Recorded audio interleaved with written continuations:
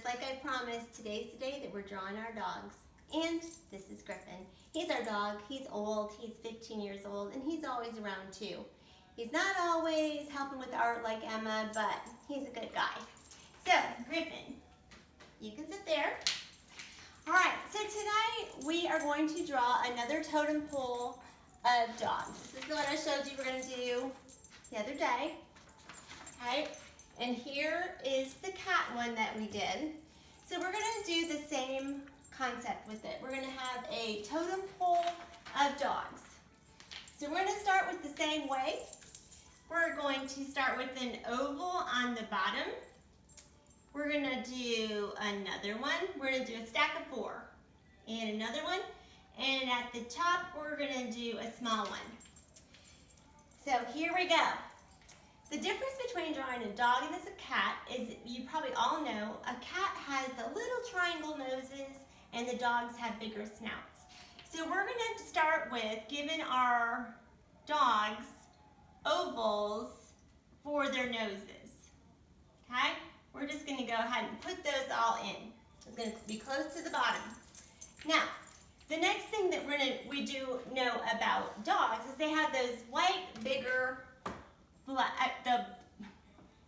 black, bigger noses. Sorry. So how we're going to draw this? We're going to go like this. We can draw another oval. We can come down like this for a nose.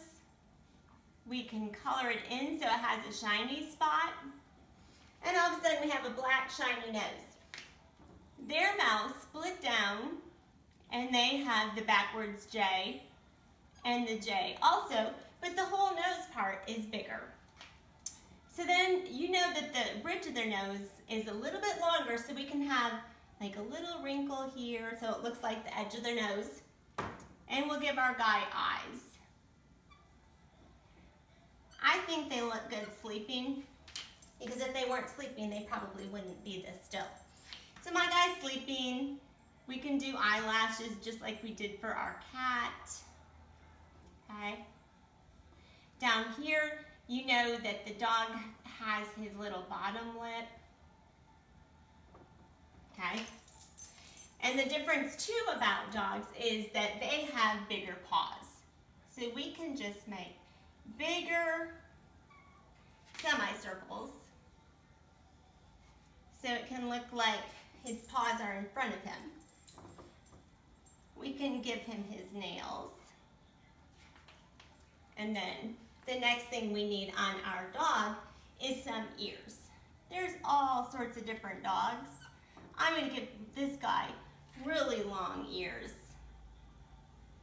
They're so long, they're hanging on the floor. You might have a dog like this. And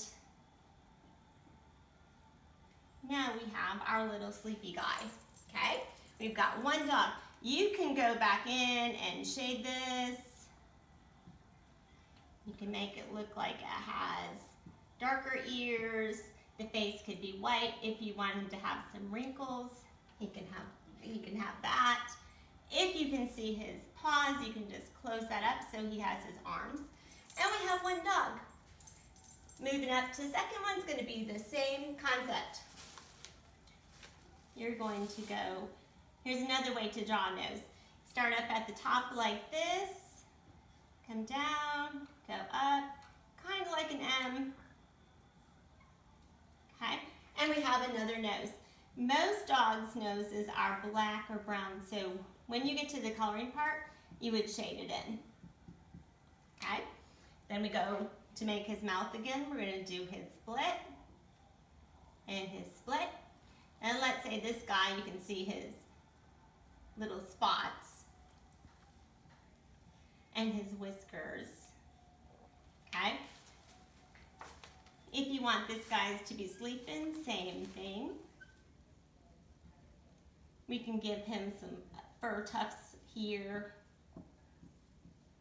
We can give him some perkier ears.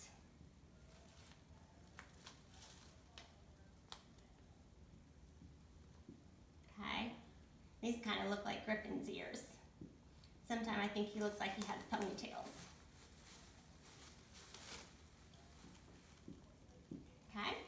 We're going to add his little paw. And let's say we can see this one here. And if you overlap his face, you can just erase that little part out. Okay, we have two little dogs. This one, well, I put my oval a little to the right-hand side, so we can go with that. We can make it look like he is kind of facing this way. So I'll add his nose over here, and his split would be over here. And maybe he has his tongue hanging out.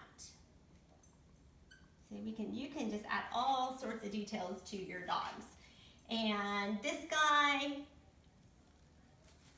we'll give him some eyes like that, so it looks like they're closed, but you can see his eyelids up there. We could say he has a spot around his eye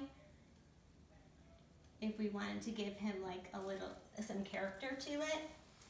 And he needs to have some hair or fur, depending upon what kind of dog you have. Griffin is a Maltese, so he has hair instead of fur, which is why we're not allergic to him.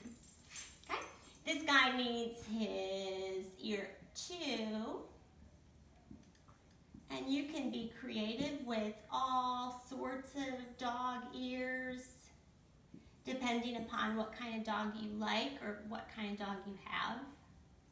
And I drew my paw, and you can, whenever you overlap, you can just erase out the lines that you don't need, okay? Then we still have a little guy that needs to go at the very top. And this guy, I made his oval to the left, so I can go with that. I'll give him a little button nose, his little mouth. I'm gonna make him look like he's smiling. He's happy that he's on the top. And this guy, he's gonna be wide awake. So I'm just gonna give him some eyes. He is watching to see everything that's going on. Okay, see how he is? If you want him to have his whiskers, you can. And I think I need some fur on him too. He's our baby puppy. Okay. And then, let's see, what kind of ears do we think he should have? I think these guys are all kind of in the same family with their long ears. So, I actually think this one looks like, I'm going to give him kind of like that little, the side beard, because that's what Griffin has. Okay. And he needs to have his paws are going to hang over. So I'm going to bring him all the way down here. He is hanging on for dear life. And there we go. Just like that. If you are a dog person, you will have a totem pole of dogs. So if you decide you want to draw cats, go ahead. If you want to draw dogs, go ahead. If you want to do both, great. If you want to do all of them together, try that too. So remember, you have 3 sources of information. You've got Winsong Fine Arts Facebook page that you can post back your artwork onto if your mom or dad lets you get onto Facebook. Canvas is where I give you all of the instructions and the video. And then also, if you need to go to YouTube by yourself and look up my name, you can find all the past videos that we've done. So until I see you again, have a great day.